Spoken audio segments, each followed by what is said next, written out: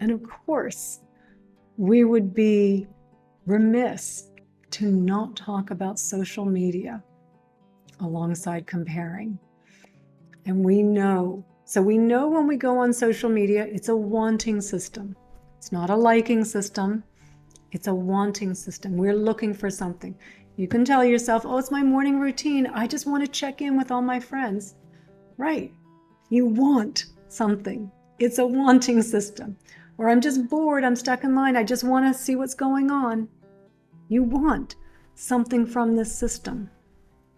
So you go on and you're scrolling through your newsfeed and you see some friends are in New Zealand. They're at the top of some mountain. It's like, wow, looks pretty cool. Like, comment, good friends, happy for them.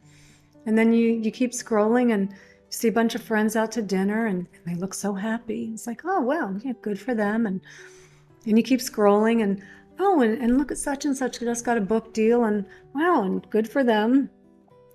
But this whole time you're comparing. You don't even realize it. And what you're comparing is you're sitting in your living room and they're in New Zealand. Or you're stuck in line and they're all out to dinner. Or you're, just on hold with customer service and they're getting book deals. So you're comparing your everyday mundane moments to someone else's highlight reel and conveniently leaving out a lot of details. The long flight to New Zealand where their backs were aching and the food sucked and the customs lines and the getting up at 3 a.m. to start trudging up the mountain, all the things that had to take place and all fine, all good things. I'm not saying you wouldn't want to do it, but we're just seeing the one little snapshot, the one little image. We're not seeing the whole picture. Or the dinner, when everyone's yay, right? And the drinks are up and we look so happy, right? Okay, let's look at them at the end when everyone's trying to divide up the bill 10 ways. And everyone's feeling a little tense because are you sure you didn't get that? Or when the waiter didn't deliver brought your meal late, or when you're waiting for the table, again, just conveniently leaving out the whole picture. Or the book deal. Oh man, they've got it made. Look at them, they've got a book deal. Well, they got a lot of work ahead of them. A lot of deadlines. Enjoy the win of the book deal. But remember the whole picture. And remember that your little lizard brain can't handle this. It simply cannot handle all this comparing of you having a mundane moment. Life is filled with mostly mundane moments. Probably 60% of our life is mundane moments, waiting in line, doing the dishes, showering, putting on makeup, walking the dogs. Well, that's not a mundane moment, but feeding the dogs maybe, right? All of this is the majority of our life is mundane moments. And then maybe if we're lucky, we have 20% of super high, exciting moments. And maybe it's 10 to 20% of where it's real, like we've lost someone or someone's not well, where we have those down moments. But the bulk of our life is just simply mundane moments.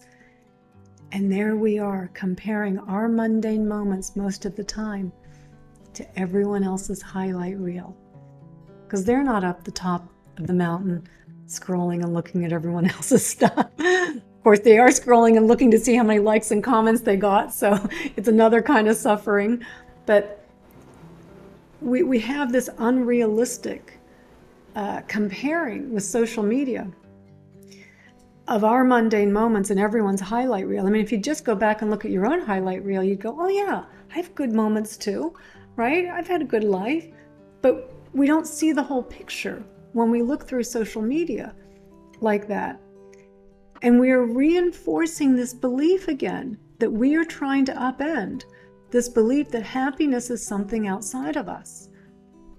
Because that's not where happiness is. And we're trying to upend this belief, and every time we're on there doing social media, we are reinforcing that belief. Don't underestimate how powerful this comparing is. How our little lizard brain is taking this all in. You're not smarter than the algorithms. We're not. We have to know this before going. If you go on social media I'm not telling everyone to not do social media. There are some benefits to social media. Clearly there are. But when technology starts to own us, it's not a benefit. If you're going on social media, do some breathing beforehand. Say the mantra, peace is not comparing. Limit your time on there. There's just not a chance in hell you're going to go on there. If you go on unconsciously, just kind of following the same routine, and you do it without being aware of what's happening, you're going to start comparing, and you're going to start to feel bad. And all the studies show when we go on social media, we feel bad. And it doesn't matter if you're the popular person on social media, because they're still comparing themselves to someone else. All the influencers on social media, I couldn't think of a worse job in the world, because every time you're posting, trying to make your life look better than it really is, you also need more and more. You're comparing to how many likes you got on the previous post, how many comments you got on the previous post, how many shares you got. Constant comparing. Social media is a comparing nightmare, and we have to know that. And it is a nightmare for children. And if you have children, or Sophie, you're a teacher, Deborah, I think you're a teacher as well.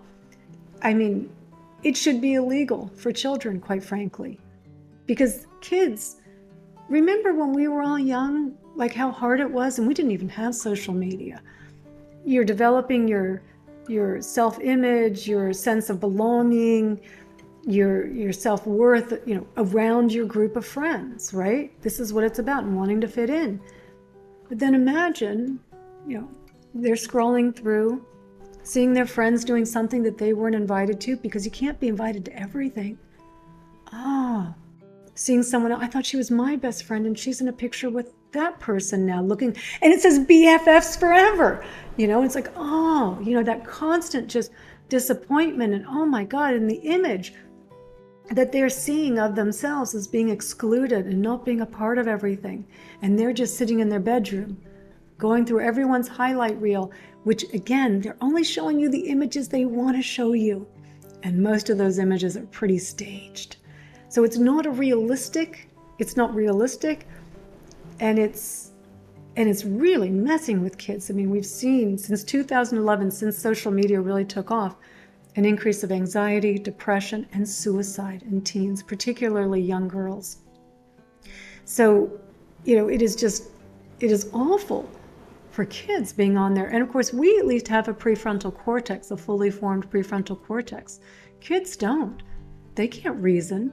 They can't say to themselves, oh yeah, I was invited to this. I can just go to my own highlight reel, or, can't be included in everything. They can't do that. It's frightening what's happening to kids with social media. But do not underestimate what social media is doing to us as well. It is an endless comparing black hole. And it's why the studies show we feel bad, adults as well, when we go on social media. Limit the amount of time you're on there. Don't go on every day. Try to, make it a couple times a week. That's enough to check in. You don't have to be on there every single day. And of course, see for yourself.